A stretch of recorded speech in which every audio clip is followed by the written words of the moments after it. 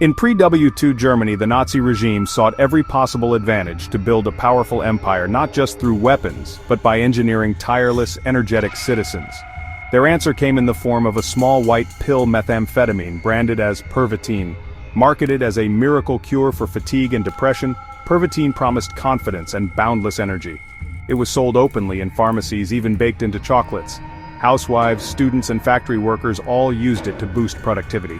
The drug fit perfectly with the Nazi ideal of relentless efficiency. Taking Pervitin became a patriotic act promoted by the government as a way to be a better German. This normalization set the stage for its darker use in the military. Nazi leaders saw Pervitin as more than a civilian stimulant, it was a potential weapon of war. They believed it could create an army that never needed to sleep. Soon, the drug's reach extended from kitchen tables to the front lines.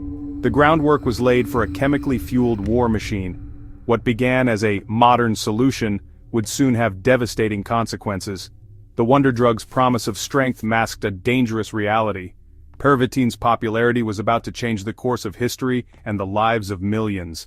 The stage was set for a new kind of warfare, powered by chemistry. Methamphetamine floods the brain with dopamine, creating euphoria, confidence, and alertness. Nazi leaders saw it as a way to erase fear and push soldiers beyond human limits. Dr. Otto Ranke, a military physiologist, tested Pervitin on soldiers and found it kept them marching longer, feeling less pain and hunger. Ranke became a believer and a user, recommending Pervitin as a strategic tool. The German military ordered millions of pills, distributing them to soldiers, sailors, and pilots. Pervitin became standard issue, handed out before grueling missions. Most soldiers thought it was just a strong stimulant, unaware of its dangers. The effects were immediate: energy surged, fear faded, and exhaustion seemed to vanish. Soldiers could fight for days without sleep, pushing themselves to the brink. Tank drivers powered through nights, pilots flew mission after mission. The drug seemed to deliver the super soldiers the Nazis wanted, but the cost was high.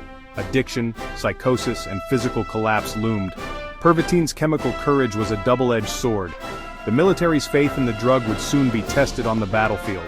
What looked like an unstoppable advantage was, in reality, a ticking time bomb. The true price of this miracle pill was about to be revealed.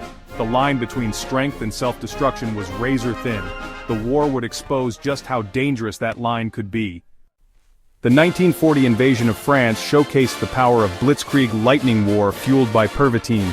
German tank crews, dosed with methamphetamine, drove for days without rest, shattering French defenses. 35 million tablets powered the rapid advance. Soldiers called it tank chocolate. General Guderian demanded relentless speed, made possible only by the drug. France fell in 6 weeks, a victory built on chemical stamina. But the crash was brutal. Soldiers collapsed into deep sleep. Units became incapacitated and paranoia spread. Hallucinations and aggression increased, eroding discipline. On the Eastern Front, the drug's limits became clear. Meth couldn't fight cold hunger or endless Soviet troops. Euphoria gave way to exhaustion and addiction. The wonder drug that fueled conquest now trapped soldiers in misery. The chemical edge had become a curse.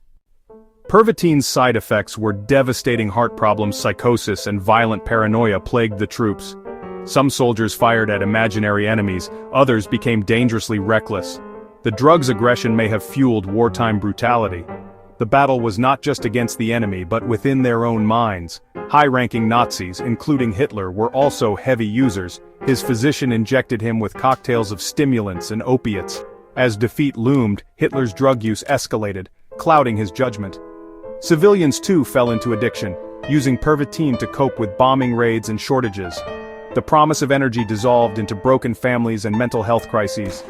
The Nazi dream of a strong nation ended in widespread suffering. The true cost of chemical courage was a society in ruins.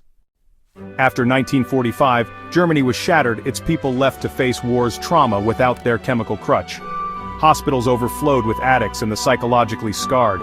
Veterans struggled with fatigue, memory loss, and broken lives. The Nazi ideal of purity was exposed as hypocrisy. The regime condemned addiction while distributing millions of pills. Even Hitler was dependent on drugs. The search for a shortcut to strength led only to destruction. For a moment, methamphetamine seemed to create super soldiers. In the end, it only deepened the regime's brutality and left a legacy of suffering. The lesson: true strength can't be found in a pill, only in facing reality, no matter how hard.